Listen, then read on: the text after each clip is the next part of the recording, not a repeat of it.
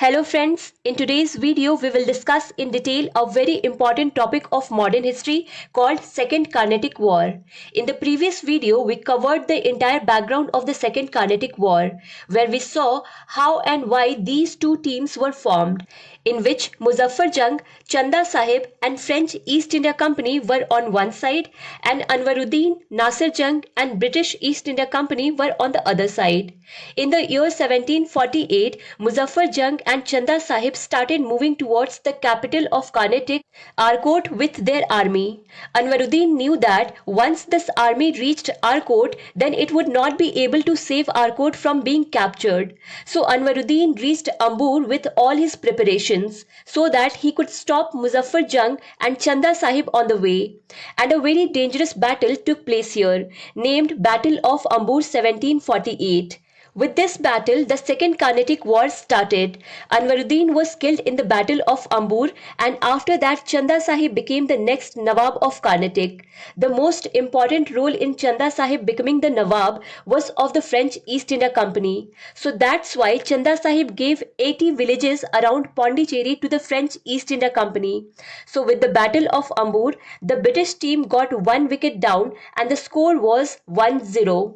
The French team was ahead of the British team by 1-0 because now the Nawab of Carnatic belonged to the French team and the Nizamiyat of Hyderabad was yet to be decided. The British team was looking for its third player. Anwaruddin had a son, Wallaja. Nasir Jung and the British East India Company convinced Wallaja that they are with Wallaja and Anwaruddin's death would be avenged. Thus Wallaja entered the British team. So in 1750, two battles took place in Tiruvadi between these two groups, which are also known as Battles of Tiruvadi.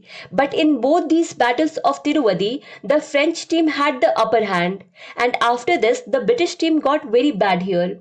Wallaja got scared and ran away and hid in the fort of Ginji. Ginji is basically a place in the Carnatic region itself, which would be around 80 kilometers away from Arcot. And the speciality of the Ginji fort was that it was so strong that it could not be easily captured. Its walls were extremely high and 13 to 14 kilometers long, and it was spread over 3 mountains. Mughal Emperor Aurangzeb also took 8 years to capture this fort. The French team laid siege to this fort and on the night of 11th September 1750 attacked this fort. It was the result of the military planning and strategy of the French governor Dupleix that the French army captured this impregnable fort in just one night. After this, British East India Company and Nasir Jung also came here to help Wallaja.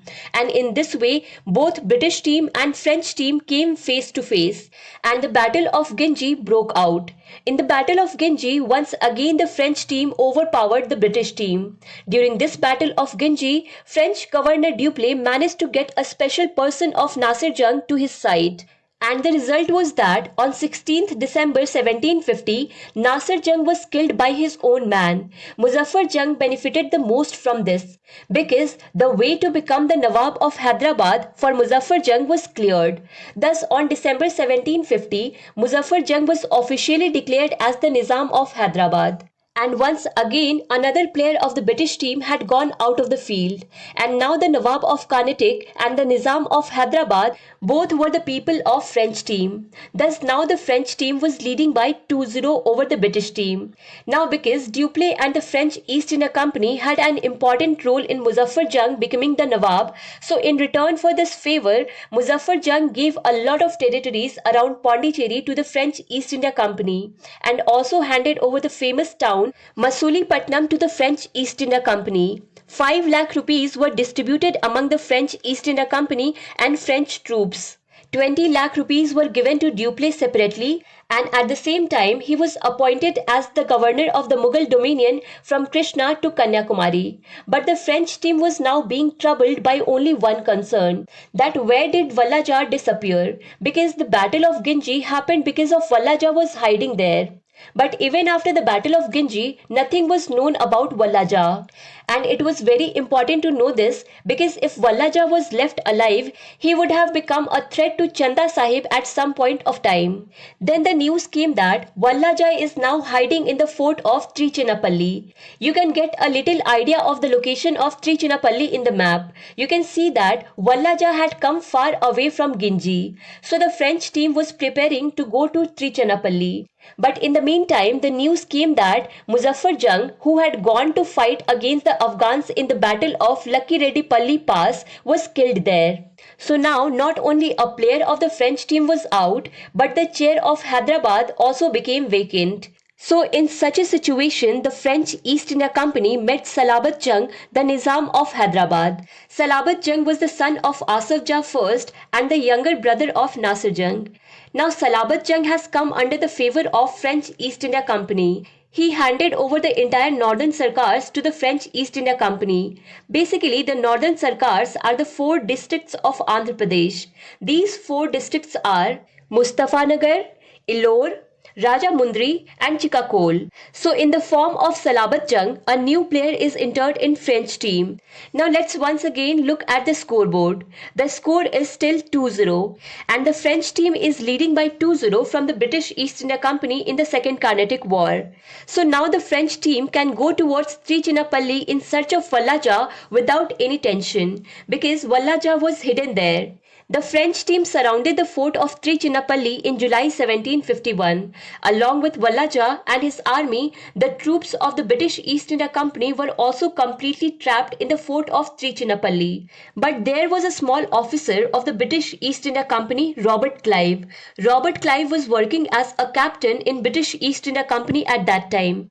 He dodged the French team and left from there and directly reached Fort St. David. There, all the big officers of the British East India Company in the Fort St. David were trying to find a way out in this dire situation so that the French East India Company could be stopped in any way. But there was no option before them. The strength of the French East India Company was at its peak in Carnatic and Deccan, and the British East India Company was constantly losing in front of them. But now Robert Clive had reached Fort St. David. He put a plan in front of the officers of the British East India Company. Clive said that Chanda Sahib has put his entire army in the siege of Trichinappalli. In such a situation, there is a good chance to capture Arcot. Clive attacked Arcot with only 500 soldiers and also captured Arcot. This not only brought praise to Clive but also boosted the courage of the British East India Company. It was a huge blow to the French team. After this, the British forces also attacked the French team in Trichinappalli, and finally by April 1752, the siege of the Trichy fort ended. The French team had to surrender here, but Chanda Sahib escaped from here and reached Tanjore, which was his hometown. But as his actions were, he had met his enemies everywhere. Marathas caught him in Tanjore and killed him there.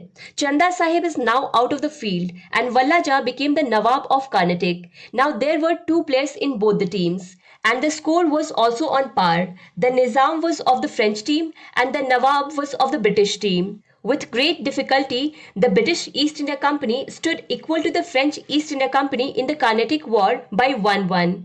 And all this was possible due to the cleverness of Clive. But Dupleix was not one to give up so soon. He attacked Fort St. David in September 1752. But the British East India Company blocked this attack, and after that, Clive hit two excellent shots on the front foot.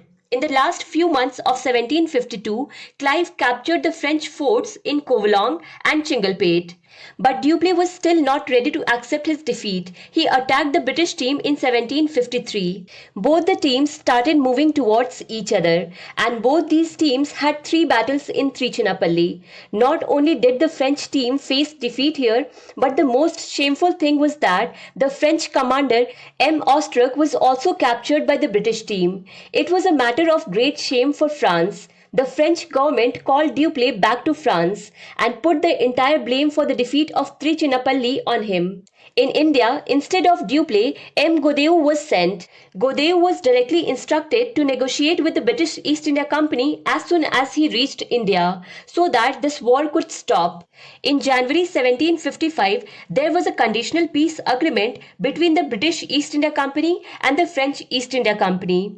And this peace treaty is called the Treaty of Pondicherry, and thus the Second Carnatic War ended. So by the end of Second Carnatic War, the situation was that Walla Jah was accepted as the Nawab of Carnatic, and on the other hand, Salabat Jung of the French team was still the Nizam of Hyderabad. To understand Indian history and Indian polity in detail, do follow Books Power playlist. Link is given in the description box. Thank you for watching.